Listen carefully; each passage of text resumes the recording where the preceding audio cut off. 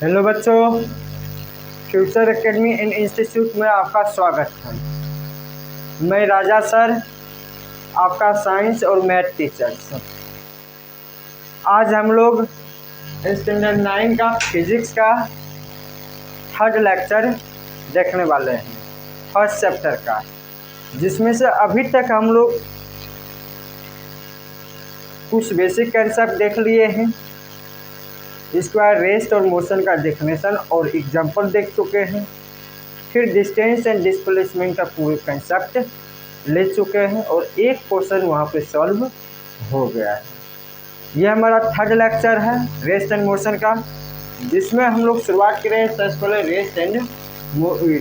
Distance and displacement का कुछ important question के बारे में जो एनसीईआरटी से है। ये दोनों क्वेश्चन जो है वो एनसीईआरटी से। चलिए हम लोग दोनों क्वेश्चन को एक की सॉल्व करते हैं। सबसे पहले क्या है, first question, a particle is moving on a circle of diameter 5 metre. Means एक पार्टिकल है जो एक सर्कल पे मूव कर रहा है, जिस सर्कल का डायमीटर कितना है 5 मीटर। डायमीटर कितना है 5 मीटर। मान लिया जाए ये सर्कल है जिसका डायमीटर 5 मीटर दिया हुआ है। डायमीटर कितना 5 मीटर।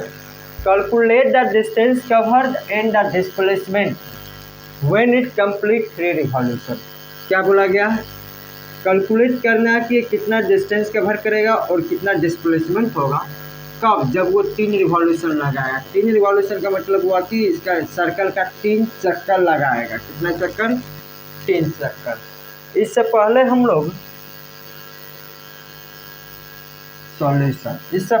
लोग सेम क्वेश्चन को सेकेंड लेक्चर में डील किए थे।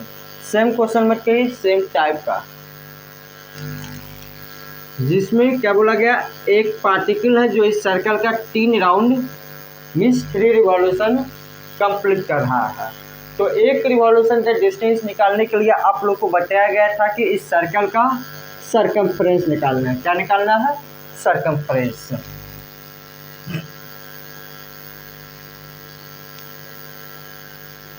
डिस्टेंस कवर्ड, सॉल्यूशन किसका है, फर्स्ट नंबर का। Distance covered bye A particle in 1 revolution is equal to circumference of circle। जिसमें circumference of circle का फॉर्मूला क्या है, 2πr। तो यहाँ से हम लोग को क्या निकालना पड़ेगा, रेडियस निकालना पड़ेगा, जिसमें डायमीटर कितना है 5 मीटर। यदि डायमीटर हम लोग को 5 मीटर दिया हुआ, डायमीटर कितना 5 मीटर, तो रेडियस कितना हो जाएगा, डायमीटर का आधा हो जाएगा, तो 5/2 मीटर। ठीक, तो 2π इंटू रेडियस कितना 5/2, तो 2 कट जाएगा, कितना आ गया 5π मीटर। ठीक, एक रिवॉल्यूशन का डिस्टेंस आ गया। निकालना कितना 3 रिवॉल्यूशन का, तो distance covered by a particle in 3 revolution is equal to 3 into distance covered in 1 revolution.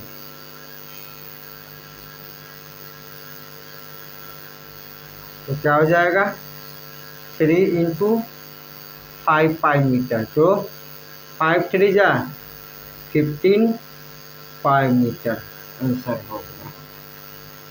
और इसी में कह रहा है डिस्प्लेसमेंट निकालना है। तो डिस्प्लेसमेंट के लिए हम लोग आपसे बात किए थे, यदि किसी बॉडी का या किसी पार्टिकल का या किसी ऑब्जेक्ट का इनिशियल पोजीशन और फाइनल पोजीशन दोनों सेम हो जाएगा तो इसके द्वारा कितना डिस्प्लेसमेंट कवर किया जाएगा, 0। तो यहाँ पर बात करेंगे एक राउंड में यदि वो चक्कर लगाएगा, यदि ये पार्टिकल ए से स्टार्ट हुआ है तो एक राउंड का पूरा जब ये फिर ए पर आएगा, इस तरह से 3 चक्कर लगा रहा है तो 3 चक्कर लगाने के बाद फिर ये कहाँ आएगा, ए पर ही आएगा। तो यहाँ पर पार्टिकल का इनिशियल और फाइनल पोजीशन दोनों क्या है, सेम है, जिसके वजह से डिस्प्लेसमेंट क्या हो जाएगा, displacement of a particle is equal to 0। कितना हो जाएगा डिस्प्लेसमेंट, 0। अब क्वेश्चन पूछा गया सेकेंड नंबर, क्या सेकेंड नंबर क्वेश्चन है,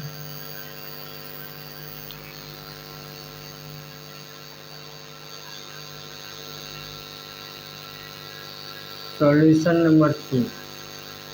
सेकेंड नंबर क्वेश्चन बोला गया है, a farmer moves along the boundary of A square field. एक फार्मर है जो किसके बाउंड्री पर मूव कर रहा है, एक स्क्वायर फील्ड के बाउंड्री पर मूव कर रहा है। किसके बाउंड्री पर मूव कर रहा है, स्क्वायर फील्ड के बाउंड्री पर मूव कर रहा है, जिस स्क्वायर फील्ड का साइड कितना है, 10 मीटर है। साइड कितना, 10 मीटर इन 40 सेकेंड। और इस स्क्वायर फील्ड के एक राउंड लगाने में इसे कितना समय लगता है, 40 सेकेंड टाइम। तो साइड कितना दिया हुआ है स्क्वायर फील्ड का, side of square 10 metre, time कितना लग रहा है एक राउंड का, time 40 second. What will be the magnitude of displacement of the farmer at the end of 2 minutes 20 second. तो हम लोग को सबसे पहले ये समझ में आना चाहिए, एक राउंड 40 सेकेंड में लगा रहा है तो 2 मिनट 20 सेकेंड में कितना राउंड लगाएगा। तो सबसे पहले हमें क्या करना है, convert 2 minute 20 second into second. Therefore 2 into 60 plus 20, तो कितना हो जाएगा 140 सेकेंड। कितना सेकेंड, क्वेश्चन क्या बोला गया है कि 140 सेकेंड के बाद बॉडी कहाँ पर रहेगा और जहाँ रहेगा वहाँ तक का डिस्प्लेसमेंट कितना होगा। तो आप लोग को मालूम होना चाहिए, ए है, ये बी, ये सी और ये डी। तो 10 सेकेंड के, हाँ 40 सेकेंड के कब लग रहा है, एक राउंड लगाने में। एक राउंड लगाने में कितना समय लग रहा है, time taken to complete 1 round is equal to 40 second. तो पूछा जाएगा इस 2 मिनट 20 सेकेंड में कितना राउंड लगाएगा। तो सिंपली बात है, 40 सेकेंड में एक राउंड, तो फिर 80 सेकेंड में 2 राउंड, फिर 120 सेकेंड में 3 राउंड, बचा 20 सेकेंड। तो एक कंप्लीट राउंड लगाने में 40 सेकेंड लग रहा है, तो हाफ राउंड लगाने में कितना लगेगा, 20 सेकेंड। हाफ राउंड लगाने में कितना लगेगा, 20 सेकेंड। तो number of revolution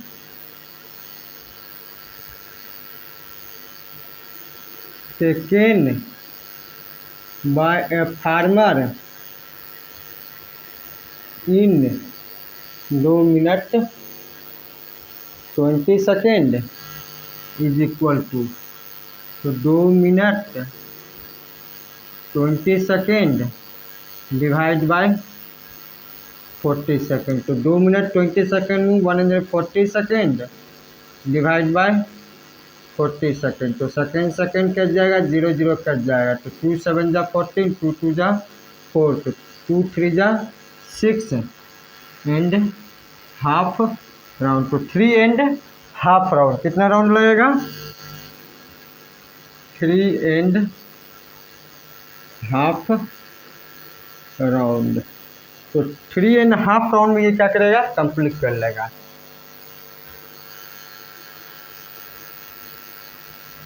position of farmer after 2 minute 20 second. तो 2 मिनट 20 सेकेंड में फार्मर का पोजीशन कहाँ रहेगा, एट सी। कहाँ रहेगा, सी पे। तो इनिशियल पोजीशन क्या है, ए, और फाइनल पोजीशन बॉडी का क्या हो गया, सी। तो ए से सी जाने में इसका क्या निकालना है, डिस्प्लेसमेंट निकालना है। डिस्टेंस निकालना रहता तो 3.5 राउंड लग रहा है, तो 3 राउंड का हमें डिस्टेंस निकालना पड़ता प्लस हाफ राउंड का निकालना पड़ता। लेकिन यहाँ डिस्प्लेसमेंट निकालना है, और डिस्प्लेसमेंट जब भी होगा ये एक स्पेसिफिक डायरेक्शन में निकलेगा, स्पेसिफिक डायरेक्शन में निकलेगा, जिसके लिए स्पेसिफिक डायरेक्शन क्या है, ए सी। और कभी भी displacement A B B C C D D A के पाथवे से नहीं निकलेगा, क्योंकि बॉडी ए से बी आएगा, फिर इस बॉडी को क्या करना पड़ेगा, डायरेक्शन चेंज करना पड़ेगा, जिसके वजह से कभी भी हम लोग ए से बी, बी से सी वाले पाथवे को यूज नहीं करेंगे। किसके लिए, डिस्प्लेसमेंट के लिए। तो displacement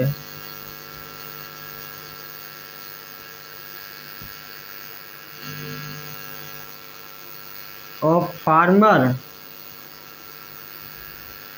in 3 round is equal to 3 round का डिस्प्लेसमेंट कितना आ जाएगा, क्योंकि 3 राउंड के बाद फिर भी मूव करके ए पे ही आ जाएगा, जिसके वजह से डिस्प्लेसमेंट कितना आएगा 3 राउंड के बाद, 0। Displacement of farmer in half round is equal to A C. और ए सी निकालने के लिए क्या करना पड़ेगा, ए सी निकालने के लिए from Pythagoras theorem in triangle A B C, from Pythagoras theorem. हम लोग पाइथागोरस थ्योरम यहाँ इसलिए लगा रहे हैं क्योंकि हम लोग जानते हैं स्क्वायर का हर एक एंगल कितना होता है, 90 डिग्री। तो पाइथागोरस थ्योरम से हम लोग क्या पढ़े हैं, hypotenuse square is equal to perpendicular square plus base square. तो ए बी सी में हाइपोटेनस क्या है, ए सी का square is equal to perpendicular B C का square plus base A B का स्क्वायर। तो ए सी का स्क्वायर बराबर बी सी कितना हो जाएगा, स्क्वायर का और side equal to 10 metre side है, तो बी सी भी 10 मीटर, 10 का स्क्वायर प्लस 10 का स्क्वायर, तो 100 प्लस 100 कितना 200, इधर स्क्वायर उधर जाकर रूट, तो ए सी बराबर क्या आ जाएगा, रूट अंडर 200। तो इसे हम लोग लिख सकते हैं रूट अंडर 2 इंटू 100, और हम लोग जानते क्या स्क्वायर है, तो 10 बाहर आ जाएगा, क्या बचेगा 10 रूट 2। हाफ राउंड के बाद ये कितना डिस्प्लेसमेंट कवर करेगा, root 2 metre. Hence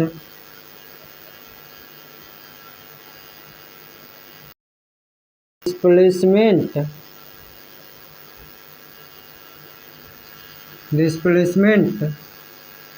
of the farmer at the end of 2 minute 20 second is equal to 0 plus 10 root 2। तो कितना हो जाएगा 10 रूट 2 मीटर। चलिए यहाँ तक हमारा 2 क्वेश्चन था, 2 से 3 क्वेश्चन अब हम लोग MCQ पर करेंगे। MCQ कवर करने के बाद हम लोग स्पीड एंड वेलोसिटी। चलिए अभी तक हम लोग डिस्टेंस एंड डिस्प्लेसमेंट का सब्जेक्टिव क्वेश्चन डील किए थे। अब हम लोग MCQ type question means objective question distance and displacement का देख रहे हैं। सर पहला क्वेश्चन क्या बोल रहा है, a man goes 10 metre towards north. एक आदमी है जो 10 मीटर किसके क्रॉस जा रहा है, नॉर्थ की तरफ जा रहा है। देन 20 मीटर टुवर्ड्स ईस्ट, और फिर 20 मीटर ईस्ट की तरफ जा रहा है। हिज डिस्प्लेसमेंट इज, उसका डिस्प्लेसमेंट कितना होगा। इस तरह का यदि क्वेश्चन पूछता है तो अर्थ मून के एक से सबसे पहले डायरेक्शन बोर्ड पर नोट कर लेना, नॉर्थ, साउथ और ईस्ट वेस्ट। एक ओरिजिन लेंगे जहाँ से बॉडी क्या होगा, स्टार्ट होगा। तो यहाँ सबसे पहले बॉडी जो है 10 मीटर किधर गया है, नॉर्थ की तरफ। नॉर्थ की तरफ कितना, 10 मीटर, और फिर यहाँ से ईस्ट मूव करता है कितना मीटर, 20 मीटर। 20 मीटर किधर गया, ईस्ट। अब कह रहा है इस बॉडी का डिस्प्लेसमेंट क्या होगा, मीन्स यहाँ से लेके यहाँ तक का हमें डिस्प्लेसमेंट निकालना है। तो सिंपली याद रखना है ये पाथवे जो है कभी भी यूज हमें नहीं करना है, क्योंकि इस पाथवे का यहाँ आने के बाद डायरेक्शन क्या हो जा रहा है, चेंज हो जा रहा है। अभी तक इस डायरेक्शन नॉर्थ में चल रहे थे, अब ईस्ट में स्टार्ट हो गया, जिसके वजह से इस पाथवे का यूज डिस्प्लेसमेंट के लिए नहीं करना है। तो करना क्या है, यहाँ से ये निकालना है। तो इस पाथवे का यूज हम लोग करेंगे। मान लेते हैं ये ओ है, ये ए है और ये बी है। ठीक, सॉल्यूशन क्वेश्चन नंबर 1 क्या बोला गया, अकॉर्डिंग टू फिगर, फिगर के अनुसार ए बी कितना है 20 मीटर और ओ ए कितना है 10 मीटर। निकालना क्या है, ओ बी। तो यहाँ पे 90 डिग्री बनाएगा, क्योंकि कोई भी एंगल पे यदि टर्निंग लेते हैं तो 90 डिग्री पे टर्निंग लिया जाएगा। तो in triangle O A B from Pythagoras theorem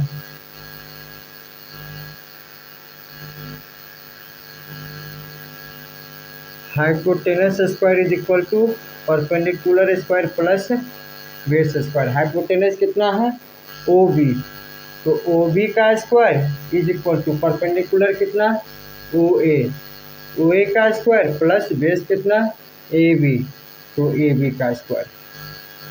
तो ओ बी का square is equal to O A कितना है 10 मीटर, तो 10 का स्क्वायर प्लस ए बी कितना है 20 मीटर, तो 20 का स्क्वायर कितना हो जाएगा 100 प्लस 400 कितना आ जाएगा 500। इधर स्क्वायर उधर जाकर रूट, तो ओ बी बराबर कितना, रूट अंडर 500, और इससे हम लोग लिख सकते हैं रूट अंडर 5 इंटू 100। 100 किसका स्क्वायर है 10 का, तो क्या हो जाएगा 10 रूट 5 मीटर। तो डिस्प्लेसमेंट कितना हो जाएगा 10 रूट 5, और रूट 5 का वैल्यू कितना होगा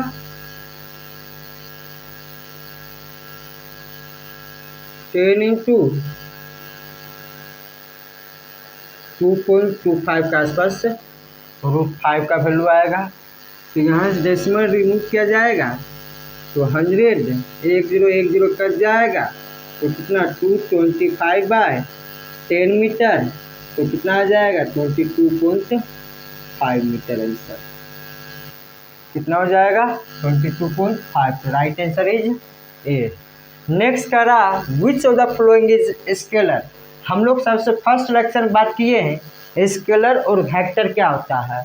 स्केलर क्या होता है, वैसा फिजिकल क्वांटिटी जिसके पास सिर्फ और सिर्फ क्या होगा, मैग्नीट्यूड होगा, कोई फिक्स डायरेक्शन नहीं होगा। तो यहाँ पे क्या होगा, distance, displacement, uniform velocity, variable velocity. तो आँख मूंद के हमें बताना है कि डिस्प्लेसमेंट के पास भी क्या होता है, एक फिक्स डायरेक्शन होता है, तो ये क्या होगा वेक्टर क्वांटिटी होगा, और ये दोनों वेलोसिटी है। तो वेलोसिटी के पास भी क्या होता है, डायरेक्शन होता है, तो वेलोसिटी भी क्या हो जाएगा, वेक्टर क्वांटिटी हो जाएगा। बचा क्या, डिस्टेंस। तो right answer is A. Third number question, a particle is moving in a circular path of radius R. एक पार्टिकल है जो एक सर्कुलर पार्ट पे मूव कर रहा है, जिस सर्कुलर पार्ट का रेडियस कितना है r। सर्कुलर पार्ट का रेडियस r है, सर्कुलर पार्ट का रेडियस r है। अब क्वेश्चन बोला the displacement after half a circle would be, जब ये बॉडी ए से स्टार्ट हुआ और हाफ सर्कल कंप्लीट किया, जब हाफ सर्कल कंप्लीट करेगा तो ये कहाँ पहुँचेगा, इस पॉइंट पे, इसे हम लोग बी मान लेते हैं। तो ए से बी तक का क्या कह रहा है, डिस्प्लेसमेंट कितना होगा। तो सिंपल सी बात है, यदि सर्कुलर पार्ट को फॉलो करेगा जाने के लिए कभी भी डिस्प्लेसमेंट नहीं निकलेगा, क्योंकि सर्कुलर पार्ट के हर एक पॉइंट पे डायरेक्शन क्या होता है, चेंज होता है, और डिस्प्लेसमेंट जो होता है वो एक फिक्स डायरेक्शन में रहना चाहिए। तो ए से बी फिक्स डायरेक्शन क्या है, ये है। तो सिंपली ए से बी हम लोग क्या करेंगे, ए बी क्या कहलाएगा, सर्कल का डायमीटर कहलाएगा, और डायमीटर कितना हो जाएगा, diameter is equal to 2 into radius, और रेडियस कितना है r, तो क्या हो जाएगा 2r। तो 2r is correct answer. Next कह रहा है when displacement of A body is zero, जब किसी भी बॉडी का डिस्प्लेसमेंट क्या हो जाएगा, जीरो हो जाएगा, the distance travelled by the body, यदि डिस्प्लेसमेंट जीरो हो जाएगा तो डिस्टेंस क्या होगा। तो यहाँ बात आता है डिस्प्लेसमेंट यदि जीरो होगा तो डिस्टेंस जो होगा वो जीरो हो भी सकता है और नहीं भी हो सकता है। डिस्टेंस क्या होगा, जीरो हो भी सकता है और नहीं भी हो सकता है। तो क्या पहला क्वेश्चन ऑप्शन है मस्ट भी जीरो, सेकेंड है मे भी जीरो, थर्ड है शेल नॉट भी जीरो, और फोर्थ है नन ऑफ दिस। तो राइट आंसर इज मे भी जीरो, हो सकता है डिस्टेंस जीरो हो। चलिए अब हम लोग बात करते हैं next topic speed and velocity. चलिए अब हम लोग स्पीड एंड वेलोसिटी के बारे में कुछ कंसेप्ट क्लियर कर लेते हैं। तो सबसे पहले हम लोग बात करेंगे स्पीड क्या है। आप लोग से पूछा जाएगा what do you understand by term speed, speed है क्या। तो हम लोग सिंपली जनरली टर्म कहते हैं कोई बॉडी जो है वो फास्ट जा रहा है, मीन्स कोई भी बाइक जो है या व्हीकल जो है वो फास्ट जा रहा है या स्लो जा रहा है। तो ये किसका, इसका मतलब क्या है, यदि कोई बॉडी फास्ट जा रहा है या स्लो जा रहा है तो इससे क्या अर्थ मिल रहा है। जो बॉडी फास्ट जा रहा है उसका स्पीड क्या है, बहुत ही ज़्यादा है, और जो बॉडी स्लो जा रहा है उसका स्पीड कम है। तो स्पीड होता क्या है, स्पीड जो है एक मेजरमेंट है, तो वो एक फिजिकल क्वांटिटी है जो हमें बताता है कि एक यूनिट टाइम में कितना डिस्टेंस कवर किया जाएगा। मीन्स स्पीड क्या डिनोट करेगा, एक यूनिक टाइम में, एक फिक्स टाइम में किसी बॉडी के द्वारा कितना डिस्टेंस कवर किया जाएगा। जैसे हम लोग सिंपली टर्म जानते हैं स्पीड, स्पीड को कैसे से डिफाइन किया जाएगा, speed is defined as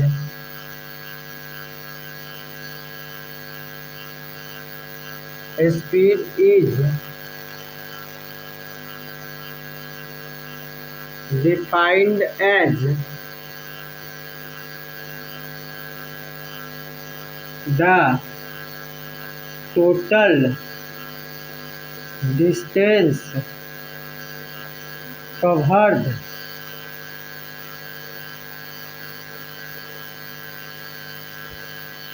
by a body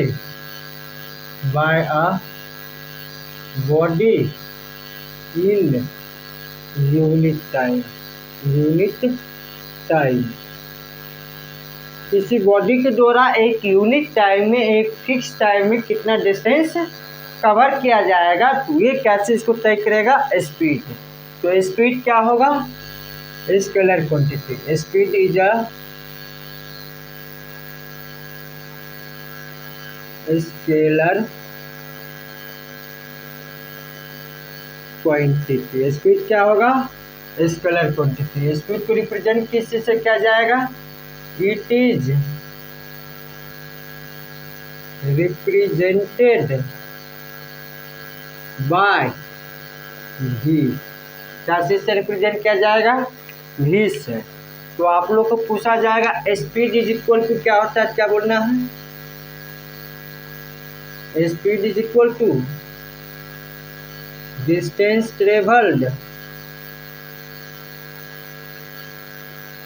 bye time taken. Speed is equal to क्या होगा? Distance travelled by time taken. तो यही फॉर्मूला निकलेगा। स्पीड को कैसे से डिनोट किया जाता है? v is equal to distance को s से, टाइम को t से। तो v इज इक्वल टू क्या हो जाएगा? s by T. v is equal to क्या हो जाएगा? s by T. अब यहाँ से पूछा जाएगा स्पीड का यूनिट क्या होता है? SI और CGS यूनिट में पूछा जाता है। तो हम लोग सिंपली बात करेंगे SI यूनिट ऑफ स्पीड। जब हम लोग से पूछा जाएगा स्पीड का SI यूनिट क्या होगा, स्टैंडर्ड यूनिट क्या होगा, तो सिंपली क्या बताना है? स्पीड का निकालना है स्टैंडर्ड यूनिट, तो बराबर क्या होगा? SI unit of distance bye SI unit of time. तो डिस्टेंस का SI यूनिट क्या होता है? मीटर बाय टाइम का SI यूनिट सेकेंड। इसी को क्या लिखा जाएगा? मीटर पर सेकेंड और मीटर सेकेंड इनवर्स। क्या लिखा जाएगा? मीटर पर सेकेंड और मीटर सेकेंड इनवर्स। जब CGS यूनिट पूछा जाएगा, CGS यूनिट ऑफ स्पीड, तो CGS यूनिट ऑफ स्पीड क्या हो जाएगा? तो v is equal to CGS unit of distance by CGS unit of time. तो डिस्टेंस का CGS unit centimetre by time का CGS यूनिट सेकेंड। क्या हो जाएगा? सेंटीमीटर पर सेकेंड और सेंटीमीटर सेकेंड इनवर्स। ठीक। और दूसरा यूनिट होता है, दूसरा यूनिट क्या होगा? Other unit of speed are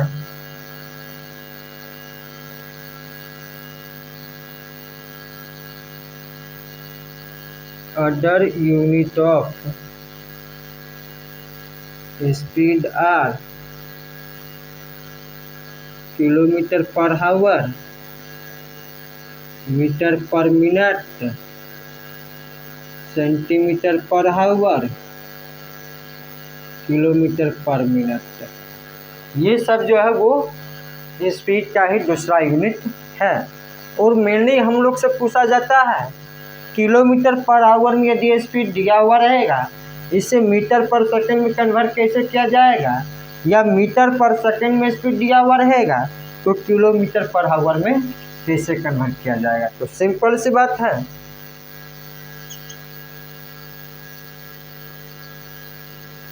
conversion of kilometre per hour into metre per second. तो किलोमीटर पर आवर का मतलब किलोमीटर बाय आवर। और हम लोग जानते हैं 1 किलोमीटर में कितना मीटर होता है? 1000 मीटर। बाय 1 आवर में कितना सेकंड? तो हम लोग जानते हैं 1 आवर में 60 मिनट और 1 मिनट में 60 सेकेंड। तो 1 आवर में कितना सेकेंड? 60 इंटू 60 कितना हो जाएगा? 3600 सेकेंड।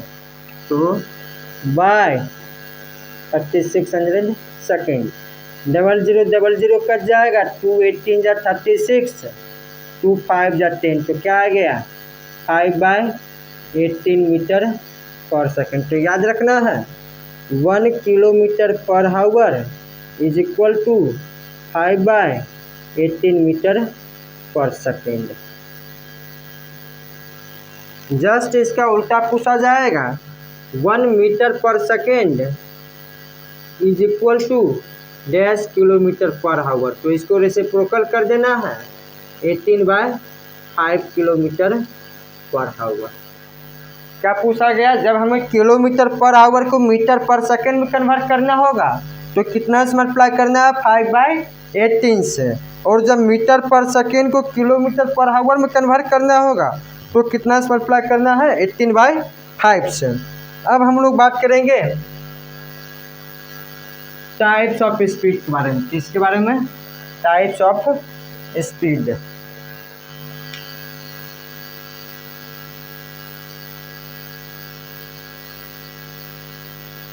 Types of speed. तो टाइप्स ऑफ स्पीड में पढ़ने से पहले हम लोग सबसे पहले समझ लेते हैं स्पीड कितने तरह का होता है। तो हम लोग को मेनली 3 तरह का स्पीड का टाइप्स पढ़ना है। सबसे पहले यूनिफॉर्म स्पीड, दूसरा नॉन यूनिफॉर्म स्पीड, और तीसरा एवरेज स्पीड। तो सबसे पहले हम लोग बात करेंगे यूनिफॉर्म स्पीड। किसके बारे में, यूनिफॉर्म स्पीड। पूछा जाएगा आप लोग से यूनिफॉर्म स्पीड क्या होता है, तो क्या बोलना है, जब कोई भी body equal distance equal time में कवर कर रहा है। क्या बोला गया, जब कोई भी body equal distance equal time में कवर करेगा तो वो बॉडी किस स्पीड में मूव कर रहा होगा, यूनिफॉर्म स्पीड में मूव कर रहा होगा। किस स्पीड में, यूनिफॉर्म स्पीड में। तो क्या लिखा जाएगा, a body is said to be uniform, a body is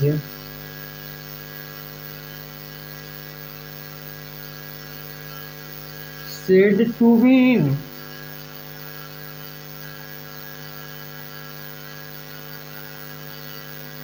uniform speed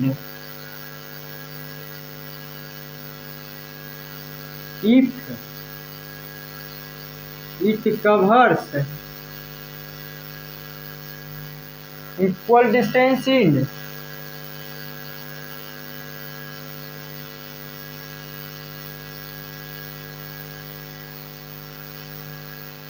equal interval of time, equal interval of time। क्या बोला गया, जब body equal distance equal time में कवर करेगा तो वो बॉडी किस स्पीड में मूव कर रहा होगा, यूनिफॉर्म स्पीड में। जैसे हम लोग बात करते हैं, एग्जांपल लेते हैं, कोई बॉडी है, ऊपर हम लोग टाइम ले रहे हैं और नीचे डिस्टेंस ले रहे हैं। यदि मान लिया गया कोई बॉडी जो है वो रेस से स्टार्ट हुआ था, स्टार्ट होने से जस्ट जब टाइम 0 सेकेंड था तो उसमें डिस्टेंस भी 0 था। ठीक, डिस्टेंस को हम लोग मानते हैं मीटर में और टाइम को सेकेंड में। अब बोला गया जब टाइम 1 सेकेंड हुआ तो बॉडी कितना डिस्टेंस कवर किया, 5 मीटर। अब जब 2 सेकेंड हुआ तो बॉडी कितना कवर किया, 10 मीटर। जब टाइम 3 सेकेंड हुआ तो 15 मीटर। तो इसका मतलब है हर एक इंटरवल में ये कितना डिस्टेंस कवर कर रहा है।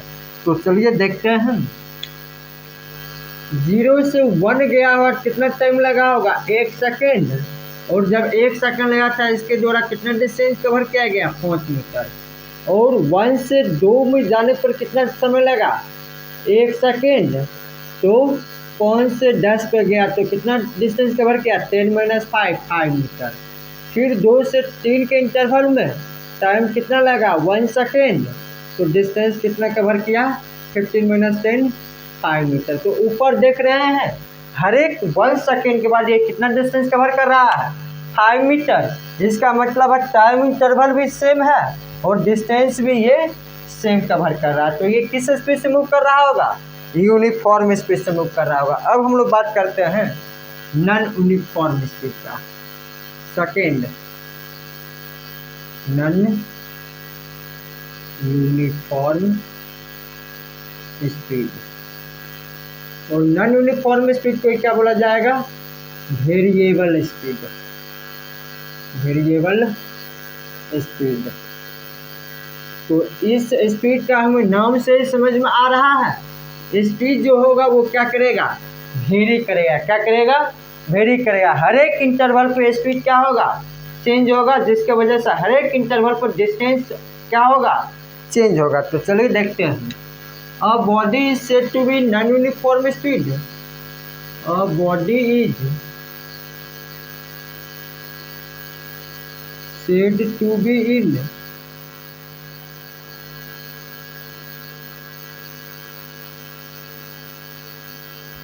non-uniform speed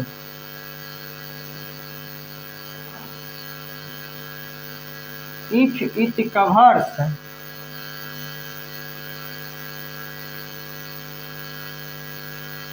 an equal distance in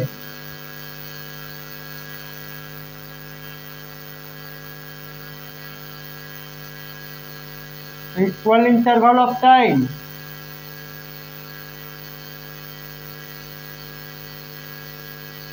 or equal distance in an equal interval of time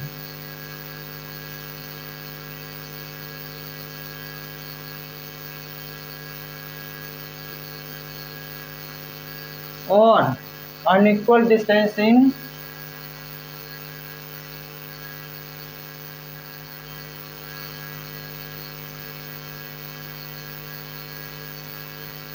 unequal interval of time।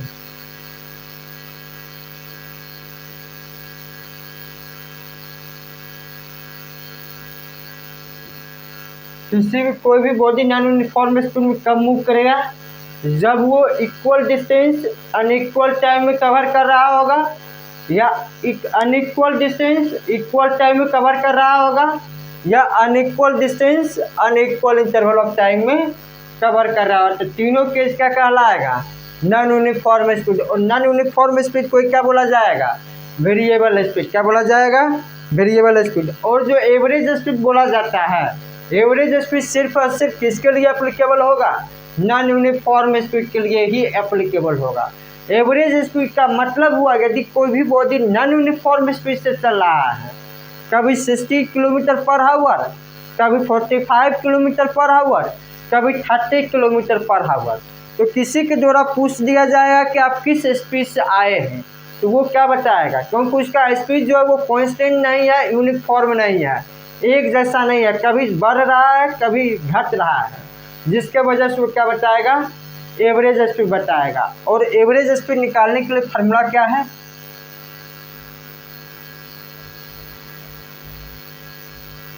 Average speed तो हम लोग को याद रखना है,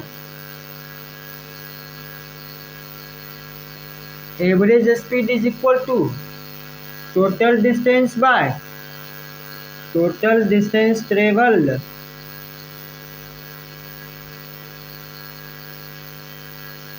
bye total time taken. Total time taken तो क्या हो जाएगा? V average is equal to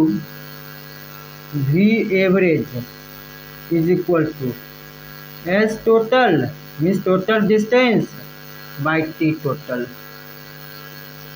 ठीक, तो ये फार्मूला हमें याद रखना है। एवरेज स्पीड बराबर क्या होगा?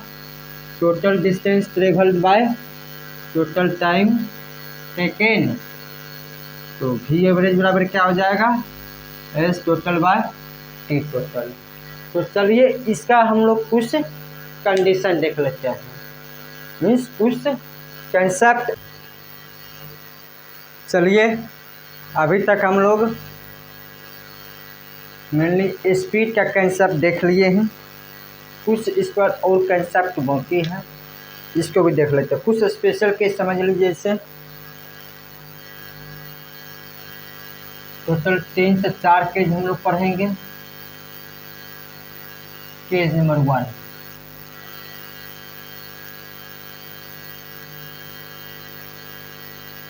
यदि बोला जाए आपको कोई भी बॉडी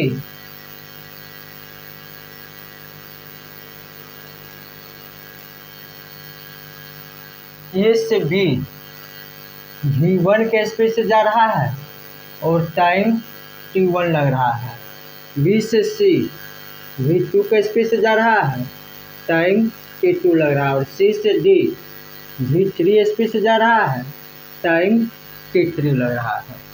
तो क्या होगा? बहुत ही सिंपल टर्म है, इसे समझते हैं। तो इसमें हमें क्या निकालना है? V average, average velocity, average speed कितना होगा, एवरेज स्पीड कितना होगा। हम लोग जानते हैं एवरेज स्पीड निकालने के लिए क्या निकालना पड़ेगा? Total distance by total time पढ़े हैं। तो एवरेज स्पीड निकालने के लिए हमें हर एक सिचुएशन में डिस्टेंस निकालना पड़ेगा, हर एक इंटरवल में क्या निकालना पड़ेगा? डिस्टेंस निकालना पड़ेगा। सबसे पहले हम लोग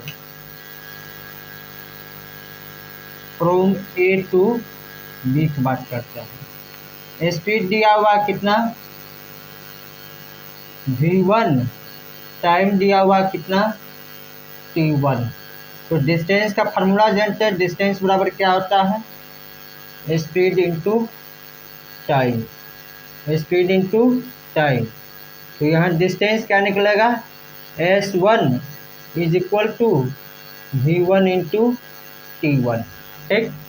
second, from B to C, from B to C। तो यहाँ का S2 क्या आ जाएगा? डिस्टेंस का फॉर्मूला जानते हैं क्या? Speed into time. तो S2 बराबर क्या हो जाएगा? V2 into T2। और फ्रॉम C टू D, तो S3 बराबर क्या आ जाएगा? V3 into T3। तो यहाँ से V एवरेज बराबर क्या आ जाएगा? V average is equal to total distance by total time. तो टोटल डिस्टेंस कैसे निकाला जाएगा? S1 plus S2 plus S3 by T1 plus T2 plus T3। तो S1 कितना है? V1 T1 प्लस S2 कितना है? V2 T2 प्लस S3 कितना है? V3 T3 by T1 plus T2 plus T3 हो जाएगा पहला सिचुएशन। ठीक। सेकेंड सिचुएशन केस 2, केस 2, इसमें क्या दिया? A to B, B to C और C टू D। A से B V1 स्पीड से जा रहा है लेकिन टाइम T लग रहा है, और B से C V2 स्पीड से जा रहा है, अब भी टाइम उतना ही लग रहा है, और C से D V3 स्पीड से जा रहा है और अब भी टाइम T ही लग रहा है। तो कुछ नहीं करना है, A से B जाएगा तो S1 कैसे निकलेगा?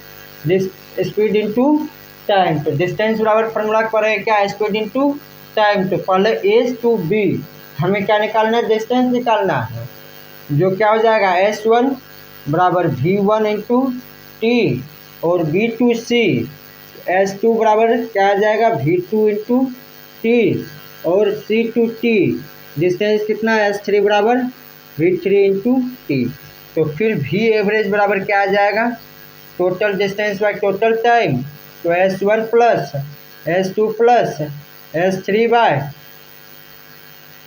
T plus T plus T। तो S1 plus S2 plus S3 कितना हो जाएगा? V1T plus V2T plus V3T by T plus T कितना? 3T। तो इस सभी में से T कॉमन है, क्या आ जाएगा? V1 plus V2 plus V3 by 3t, T cut जाएगा तो V एवरेज बराबर यहाँ से क्या आ गया, V1 plus V2 plus V3/3।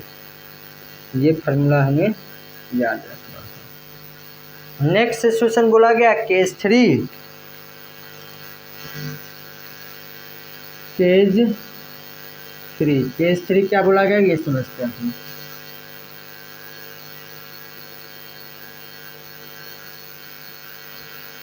A2B, B2C और C2D।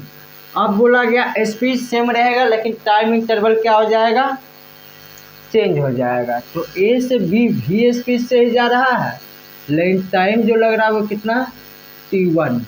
और B से C भी V स्पीड से जा रहा है लेकिन टाइम कितना लग रहा है, T2। और C से D भी V स्पीड से जा रहा है लेकिन टाइम कितना लग रहा है, T3। तो इस केस में याद रखना है डिस्टेंस सबका क्या हो जाएगा, चेंज हो जाएगा। तो S1 बराबर कितना निकलेगा, V इंटू S1 बराबर V इंटू T1, S2 बराबर V इंटू T2 और S3 बराबर V इंटू T3। तो यहाँ से V एवरेज बराबर क्या आ जाएगा, S1 plus S2 plus S3 by T1 plus T2 plus T3। तो S1 कितना है, VT1 plus VT2 plus VT3 by T1 plus T2 plus T3। तो क्या हो जाएगा, V सबसे कॉमन आ जाएगा, बचेगा क्या, T1 plus T2 plus T3 by T1 plus T2 plus T3। तो ये और ये कट जाएगा, क्या आ जाएगा, V एवरेज बराबर V। तो याद रखना है यदि अलग अलग इंटरवल का टाइम अलग अलग देगा और स्पीड कांस्टेंट रहेगा, सेम रहेगा, यूनिफॉर्म स्पीड रहेगा, तो इसका मतलब क्या है, V एवरेज भी सेम हो जाएगा, V ही हो जाएगा। अब नेक्स्ट बोला जाएगा स्पीड भी सेम रहेगा और टाइम भी सेम रहेगा। केस 4,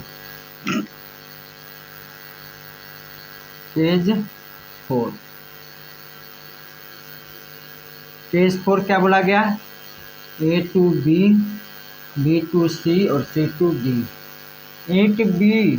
A2B जाने में V स्पीड से जा रहा है और टाइम T लग रहा है, B से C जाने में भी V स्पीड से जा रहा है, टाइम T लग रहा है, C से D भी जा रहा है V स्पीड से और टाइम T लग रहा है। अब हमसे पूछा जाएगा A2B जाने में डिस्टेंस कितना है, S1 बराबर VT, S2 B2C जाने में VT और C2T जाने में S3 बराबर VT। तो V एवरेज बराबर टोटल डिस्टेंस व टोटल टाइम, तो S1 plus S2 plus S3 by T1 means T plus T। S1 कितना, VT plus VT bye 3T। तो क्या हो जाएगा, टाइम कांस्टेंट, टाइम क्या हो जाएगा, ऐसे VT प्लस VT कितना, 3VT bye 3T। Time 3 cancel, तो यहाँ से भी V एवरेज बराबर क्या आ गया, V आ गया। तो याद रखना है यदि ये केस हमारा किसका है, यूनिफॉर्म स्पीड का, और ये भी केस किसका है, यूनिफॉर्म स्पीड का। तो इस दोनों में V एवरेज जो है आएगा कितना आएगा, जिस स्पीड से कांस्टेंट स्पीड से चल रहा था तो सेम स्पीड जो होगा वो क्या होगा, V एवरेज हो जाएगा। और इसमें याद रखना जब इंटरवल सेम रहेगा, इंटरवल क्या रहेगा, सेम रहेगा, मीन्स टाइम इंटरवल सेम रहेगा, तो एवरेज वेलोसिटी क्या हो जाएगा, तीन रहे या 2 रहे, जितना भी रहेगा स्पीड, सभी स्पीड को सम करके उतना से डिवाइड लगा देंगे। जैसे 2 इंटरवल रहता है तो V एवरेज बराबर क्या आ जाता है, V1 प्लस V2/2। इस तरीक़ा से यहाँ हमारा कुछ बेसिक कंसेप्ट था, ये भी क्लियर हो जाता है। अब हम लोग बात करेंगे वेलोसिटी पे। किस पे बात करेंगे? स्पीड के बारे में देख लिए हैं, अब हम लोग वेलोसिटी के बारे में देखते हैं। सबसे पहले हमें वेलोसिटी को डिफाइन करना है। Velocity is defined as the distance travelled by a body in unit time in a specific direction. क्या बोला गया? एक यूनिक टाइम में एक स्पेसिफिक डायरेक्शन में बॉडी के द्वारा जितना डिस्टेंस कवर किया जाएगा वो डिस्टेंस क्या देगा? वेलोसिटी देगा। यहाँ बता दिया गया, स्पीड में ही बताए थे, यूनिक टाइम में डिस्टेंस जितना कवर किया जाएगा उस डिस्टेंस को हम लोग स्पीड कहेंगे। लेकिन वेलोसिटी में एक कंडीशन है, यूनिट टाइम में एक स्पेसिफिक डायरेक्शन में, डायरेक्शन फिक्स होना चाहिए, डायरेक्शन चेंज नहीं होना चाहिए। तो उस समय जो डिस्टेंस कवर किया जाएगा उस डिस्टेंस को हम लोग क्या कहेंगे? वेलोसिटी। चलिए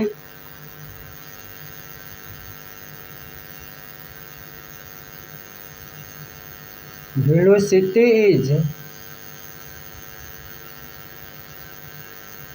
defined as the distance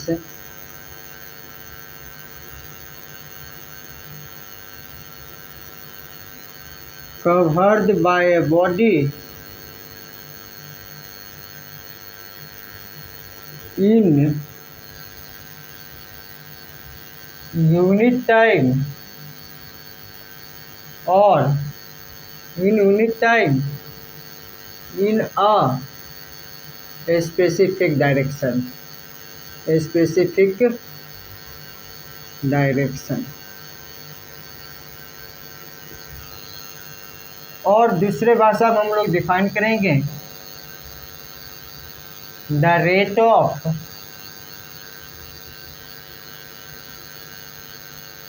change of displacement is called velocity। यहाँ से हम लोग को निकालना है चेंज ऑफ डिस्प्लेसमेंट। ऊपर हम लोग डिस्टेंस बता रहे थे लेकिन नीचे डिस्प्लेसमेंट बता रहे हैं, तो क्या बोला गया? डिस्प्लेसमेंट लिख दिया गया, इसका मतलब है distance travelled by body in of fix direction in a specific direction. Body के द्वारा जितना डिस्टेंस ट्रेवल किया जाएगा वो स्पेसिफिक डायरेक्शन होना चाहिए, तो वो डिस्टेंस को हम लोग क्या बोलेंगे? डिस्प्लेसमेंट बोलेंगे। तो change of displacement in unit term is called velocity. तो चेंज ऑफ डिस्प्लेसमेंट कैसे निकाला जाएगा? Change of displacement is equal to final position minus initial position. क्या बोला गया? Final position minus initial position. तो चेंज इन डिस्प्लेसमेंट को denote किया जाएगा डेल्टा एस के ऊपर में arrow marking is equal to final position है तो इसे हम लोग एस एफ लिख देते हैं, माइनस इनिशियल पोजीशन को एस आई लिख देते। फिर हम लोग से पूछा जाएगा वेलोसिटी, तो वेलोसिटी इज इक्वल टू क्या हो जाएगा? Change of displacement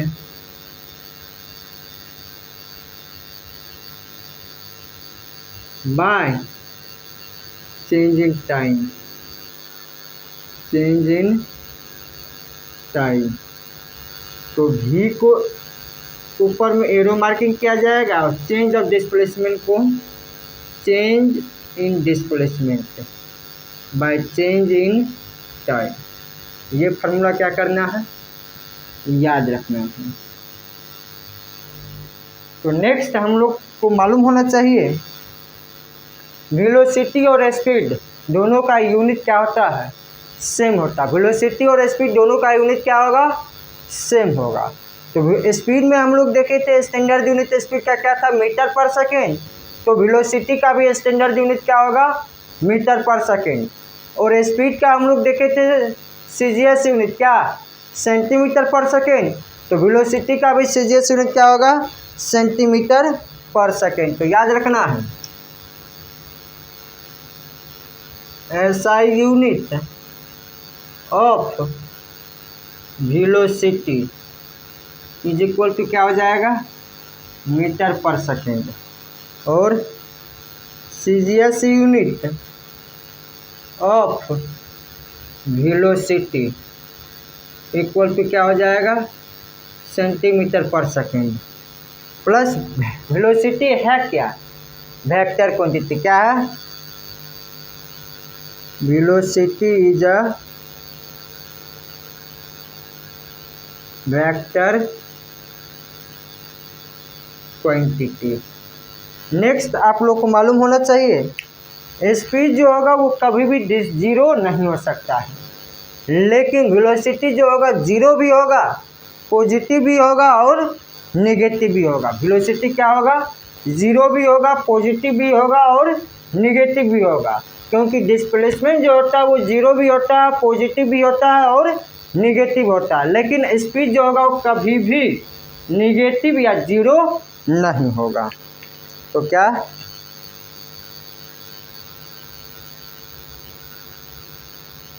velocity can be positive, negative and zero, but speed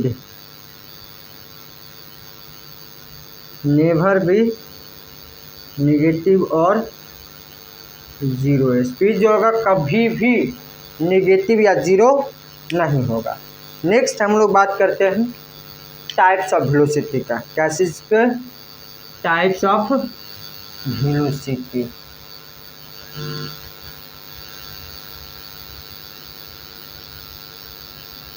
types of velocity. तो यहाँ पर भी हमें वेलोसिटी तीन तरह का पढ़ना है। यूनिफॉर्म वेलोसिटी, यूनिफॉर्म वेलोसिटी जिसे हम लोग कांस्टेंट वेलोसिटी भी कहेंगे। क्या कहेंगे, कांस्टेंट वेलोसिटी। पूछा जाएगा यूनिफॉर्म वेलोसिटी क्या होता है, तो क्या बोलना है, एक स्पेसिफिक डायरेक्शन में, एक फिक्स डायरेक्शन में बॉडी के द्वारा इक्वल डिस्टेंस में इक्वल टाइम इंटरवल में इक्वल डिस्टेंस से जो वो कवर कर रहा है तो वो क्या कहलाएगा, uniform velocity. A body is said to be in, a body is said to be in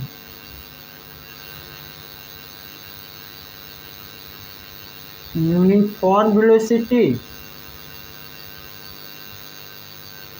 if it covers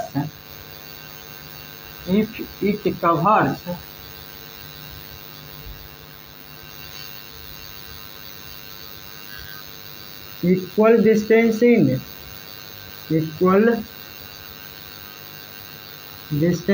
in unequal interval of time in equal interval of time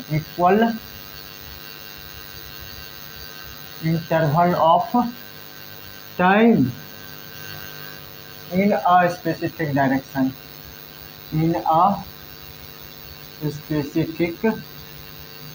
direction change नहीं होना चाहिए।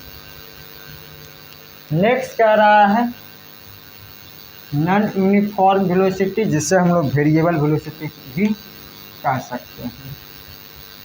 Non uniform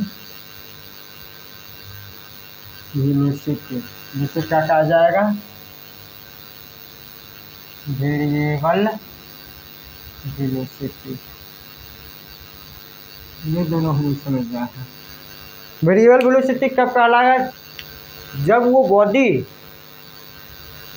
unequal distance equal time में cover कर रहा होगा, या equal distance unequal time में cover कर रहा होगा, या इक्वल डिस्टेंस इक्वल टाइम में कवर कर रहा होगा लेकिन वो अपना डायरेक्शन चेंज कर रहा होगा। यदि डायरेक्शन भी चेंज हो रहा है या सिर्फ स्पीड चेंज हो रहा है या दोनों चेंज होगा तो क्या कहलाएगा, वेरिएबल वेलोसिटी। क्या कहलाएगा?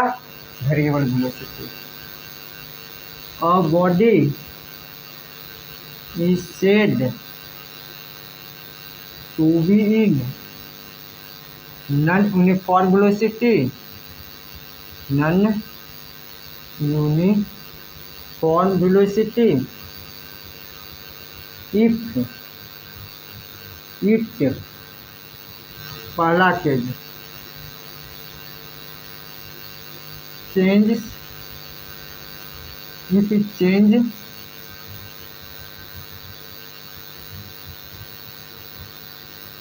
speed। दूसरा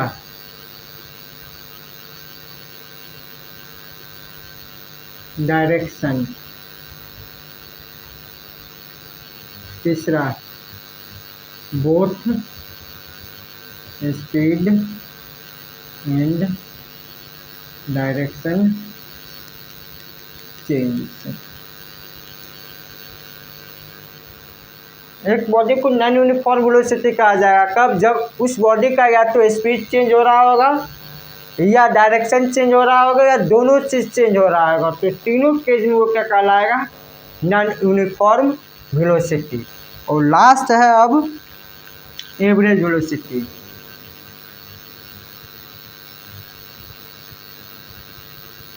एवरेज वेलोसिटी। और यहाँ पे जो आप लोग को एवरेज वेलोसिटी का फार्मूला दिया जाएगा, तो याद रखना है स्ट्रेट लाइन में होना चाहिए प्लस टाइम इंटरवल सेम होना चाहिए। तो यहाँ पर हम लोग क्या पढ़ते हैं? V average is equal to V plus U by two. क्या बोला गया? V plus U by two. ये फार्मूला कब अप्लीकेबल होगा? जैसे हम लोग देखते हैं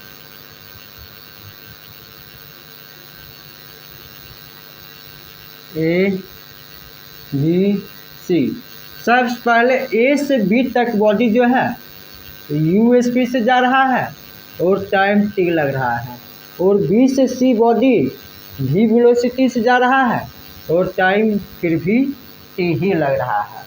तो इस समय यदि हम लोग निकालेंगे डिस्प्लेसमेंट तो क्या आएगा? U T S one. तो सेकेंड डिस्प्लेसमेंट क्या आएगा? V T. तो टोटल डिस्प्लेसमेंट क्या आ जाएगा? S one plus S two. तो क्या आ जाएगा? U T plus V T. तो टी कॉमन है, क्या बचा? V plus you.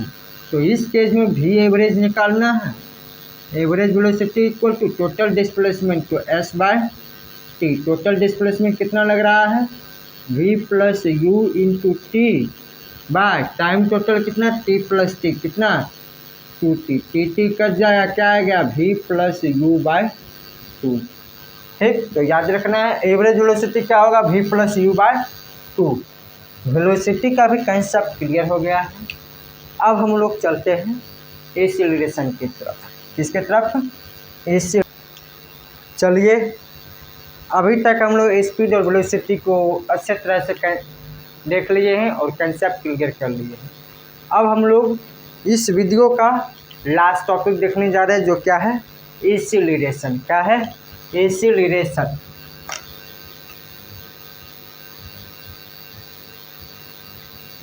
Acceleration.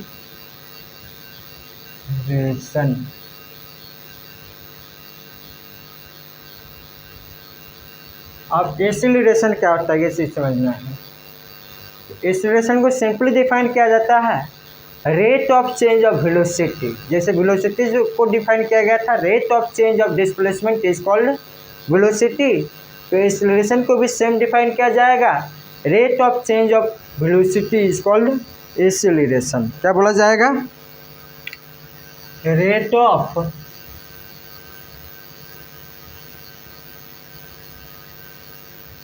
Change of velocity is called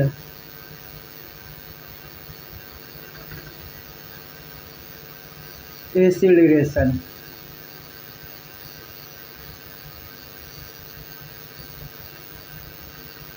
क्या बोला गया, rate of change of velocity is called acceleration. तो यहाँ समय सबसे पहले फाइंड करना है चेंज ऑफ वेलोसिटी कैसे निकाला जाएगा। तो याद रखना है चेंज ऑफ वेलोसिटी निकालने का फॉर्मूला है final velocity minus initial velocity. Final velocity minus initial velocity. तो चेंज ऑफ वेलोसिटी को डेल्टा वी से डिनोट किया जाएगा, बराबर फाइनल वेलोसिटी को वी लिखा जाता है और इनिशियल वेलोसिटी को यू लिखा जाता है। तो चेंज ऑफ वेलोसिटी बराबर क्या हो जाएगा, वी माइनस यू। तो एक्सीलरेशन बराबर क्या फॉर्मूला आएगा, acceleration is equal to change of velocity by time. तो एक्सीलरेशन को ए से डिनोट किया जाएगा और ऊपर में एरो मार्किंग आएगा क्योंकि एक्सीलरेशन वेक्टर क्वांटिटी है। चेंज ऑफ वेलोसिटी में क्या आ जाएगा, we minus U by T. A बराबर क्या आएगा, V minus U by T. Acceleration बराबर क्या आएगा, V minus U by T. Next आप लोग याद रखना यहाँ एक्सीलरेशन जो है वो क्या है, वेक्टर क्वांटिटी है। क्या है, इट इज अ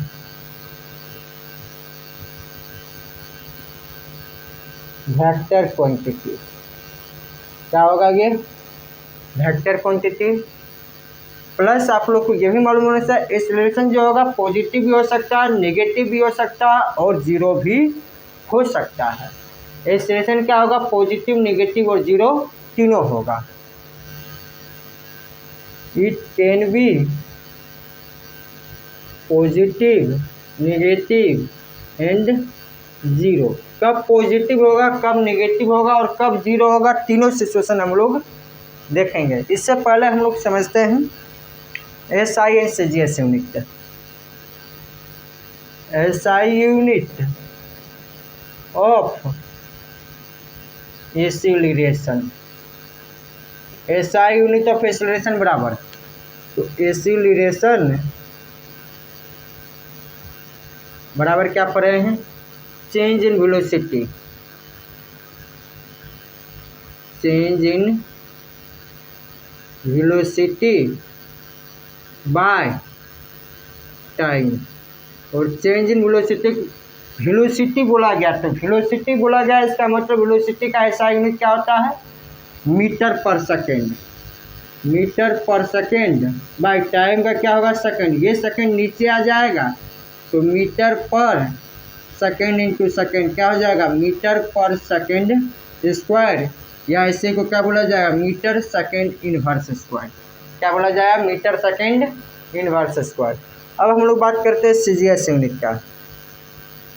तो CGS unit of acceleration equal to क्या हो जाएगा, acceleration is equal to change in velocity by time. तो वेलोसिटी का CGS यूनिट क्या होता है, centimetre per second by time का सेकेंड। सेकेंड नीचे आके मल्टीप्लाई हो जाएगा, क्या आएगा, centimetre by second into second, क्या हो जाएगा, सेंटीमीटर पर सेकेंड स्क्वायर। क्या हो जाएगा, सेंटीमीटर पर सेकेंड स्क्वायर, और इसी को क्या बोला जाएगा, सेंटीमीटर सेकेंड इनवर्स स्क्वायर। ठीक, अब हम लोग कुछ केस देख लेते हैं कि एक्सीलरेशन किस केस में पॉजिटिव होगा, किस केस में निगेटिव होगा और किस केस में जीरो होगा।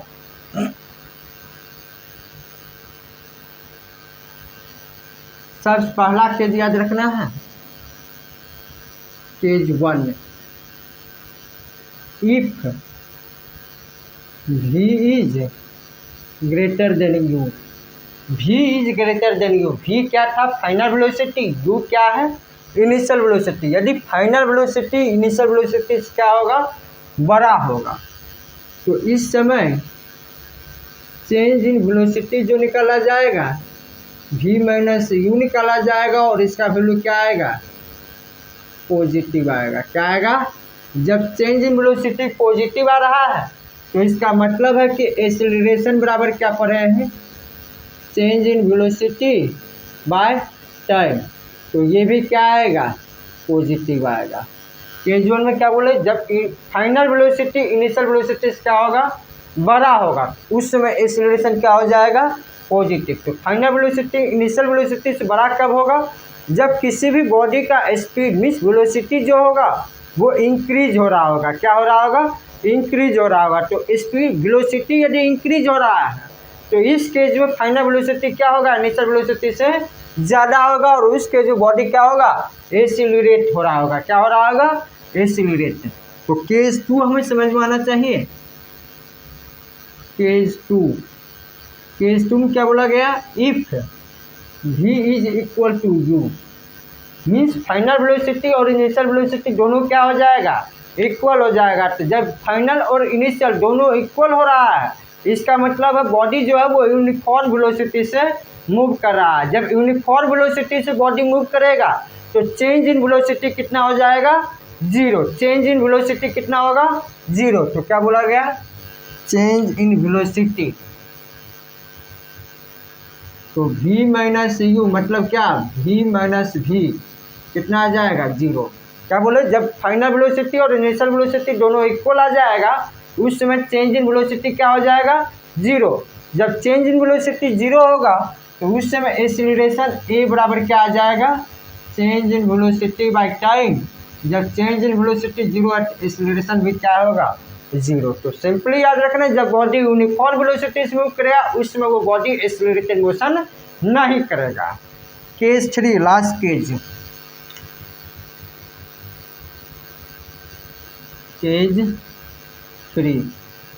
3 में क्या, if final velocity is less than initial velocity. अब वेलोसिटी क्या हो रहा है, बॉडी का डिक्रीज हो रहा है। फाइनल वेलोसिटी क्या होगा, इनिशियल वेलोसिटी से कम होगा। और ये केस कब होगा, जब बॉडी का स्पीड क्या होगा, मीन्स वेलोसिटी क्या होगा, डिक्रीज होगा। जब डिक्रीज होगा उस समय चेंज इन वेलोसिटी निकालेंगे, v माइनस यू। v छोटा है, u बड़ा है, तो छोटा में से बड़ा माइनस करें कितना आएगा, निगेटिव। कितना आएगा, निगेटिव। तो एक्सीलरेशन बराबर क्या आ जाएगा, change in velocity by time. और जब चेंज इन वेलोसिटी निगेटिव है तो एक्सीलरेशन में क्या आएगा, निगेटिव आएगा। और इस निगेटिव एक्सीलरेशन को एक क्या बोला जाएगा, रिटार्डेशन। क्या बोला जाएगा, negative acceleration is called retardation. Negative acceleration is also called retardation।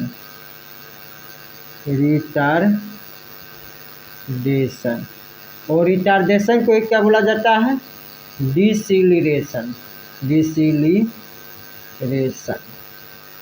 Retardation को एक क्या बोला जाएगा, डिसीलरेशन। क्या बोला जाएगा, डिसीलरेशन।